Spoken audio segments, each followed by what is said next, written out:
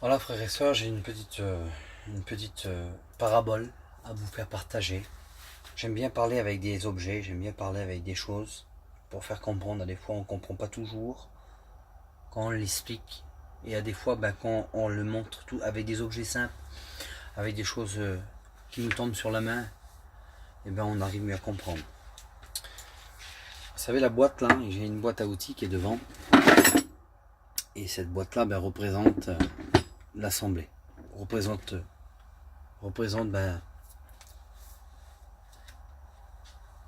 tout le travail qu'il y a à l'intérieur, tout le travail qu'on peut faire avec une boîte à outils. Et ça représente, on va dire, l'église. Et puis il y a des fois, le Seigneur, regardez ce qu'il fait. Regardez, c'est tout simple ce qu'il va faire. Le Seigneur, des fois, il ouvre cette boîte-là. Et puis dans cette boîte, il va prendre une clé. À Lazare. Il va prendre une clé qu'il va avoir besoin.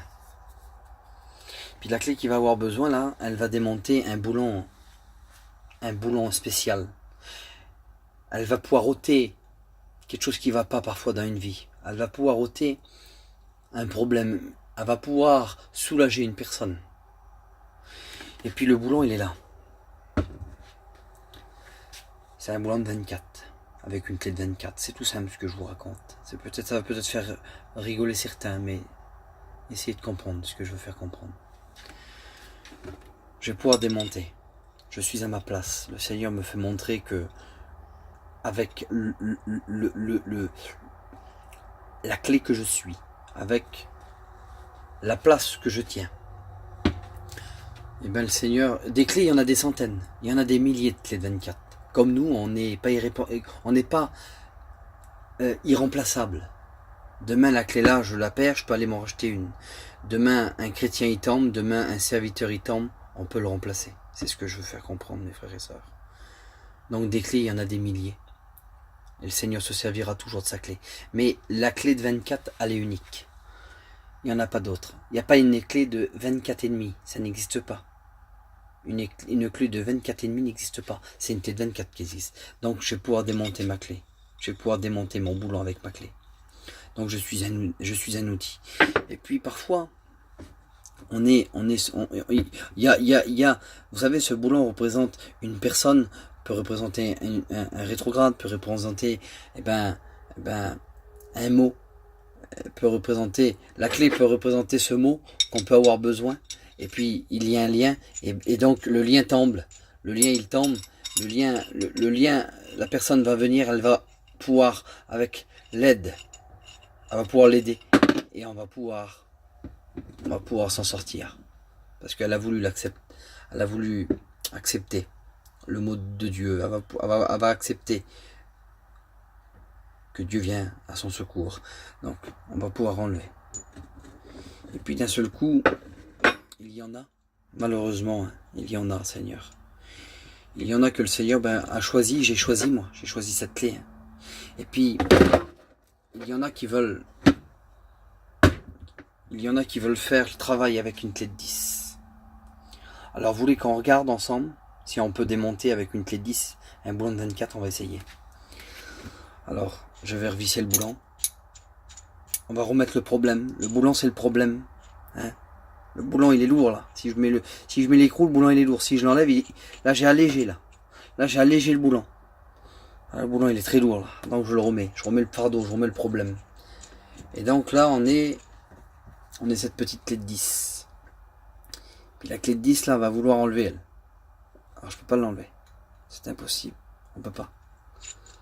On peut pas enlever ce problème. Je vais vouloir l'enlever, je vais vouloir enlever la difficulté, je vais vouloir faire de moi-même, mais je peux même pas avancer d'un centimètre. Je peux même pas enlever le problème d'un millimètre, c'est impossible. Parce que Dieu m'a pas appelé. Parce que j'ai pas la capacité, j'aurai pas les mots. J'aurai pas des gens qui passent par le deuil. Je n'aurai pas le mot à leur dire. Et Dieu, ça il le sait. Des gens qui passent par la drogue, des gens qui passent par des difficultés, des foyers brisés. Je n'ai pas le mot pour enlever. Des gens qui n'ont pas le pardon dans leur vie. Il y a un fardeau qui est dans leur vie et puis je peux pas leur enlever. C'est impossible parce que j'ai pas le mot. Donc faut Il faut que je reste à ma place. Mais en revanche, celui que Dieu a choisi, eh ben lui, il va pouvoir l'enlever. Avec aucune difficulté, aucun problème. Il va pouvoir enlever ce qui ne va pas. Mais par contre, il faut l'accord du chrétien. Il faut l'accord de la personne qui est en question pour que je puisse enlever ce qui ne va pas. Et là, sans problème, le Seigneur va délier. Il va enlever. Je prends le problème, je le jette. C'est fini, on n'en parle plus. Vous comprenez bien. Puis maintenant, alors Zinda, le petit chrétien là, qui a voulu travailler, c'est le petit clé de 10. C'est peut-être, ça va vous faire rigoler, mais il est inutile, il sent inutile. Il dit, moi je suis inutile parce que je suis toujours au fond de la boîte. Les frères qui font de la mécanique, les frères qui bricolent un petit peu, ils savent très bien que quand on cherche une clé de 10, elle est toujours au fond de la caisse. Elle est toujours dans le fond de la caisse, elle est la clé de 10. Et puis le Seigneur, il va en avoir besoin. La petite clé là. Elle paye pas de mine, elle est inutile. Parfois on dit, ah, on est inutile, on n'est pas terrible. Des fois on est tellement en dessous qu'on est écrasé par les autres, et puis on est sale, on est pourri. Puis on dit jamais de notre vie, on servira de nous parce qu'on est sale. Et puis moi je vais vous donner un petit mot que j'ai sur mon cœur. Un jour j'ai voulu démonter un alternateur. L'alternateur il était indémontable, c'était compliqué. Et puis il y avait une petite clé qui était toute sale. Elle était pourrie la clé. Elle était bardée de graisse, elle était remplie de cambouis. Elle était à ma portée. Et puis, vous voyez, j'ai des clés, ils sont propres, j'aime bien les outils. Et puis je savais que dans mon hangar, j'avais des clés qui étaient à ma disposition, j'aurais pu prendre une clé propre pour démonter cet alternateur. Et puis, ce que j'ai fait, j'ai pas fait ça.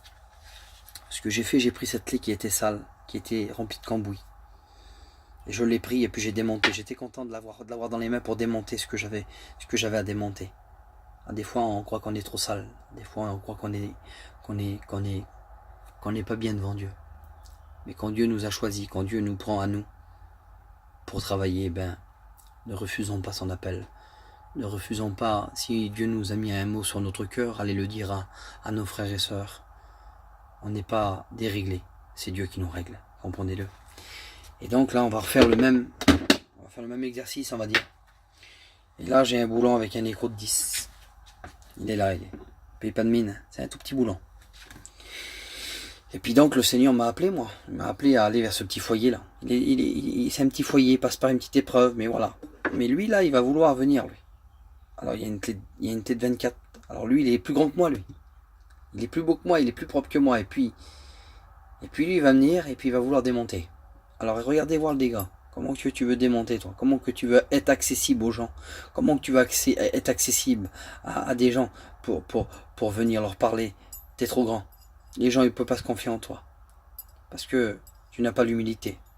Il faut justement que tu sois abaissé pour que Dieu puisse te faire grandir. Alors c'est bizarre, tu vas me dire. Mais Jésus, c'est celle-ci qu'il a besoin. Et puis la petite clé, là. Il va pouvoir démonter le problème.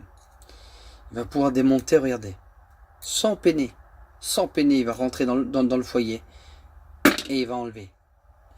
Le Seigneur va se servir de la personne et puis elle va pouvoir enlever ce petit problème, ce petit gêne, parce que cette petite sœur là, ou ce petit frère, ben, il cause pas à un tel.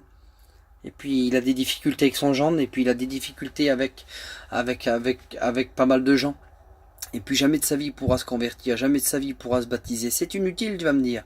Mais à cause de l'inutile, tu rentres pas au ciel. À cause de la chose inutile, le ciel est fermé pour toi.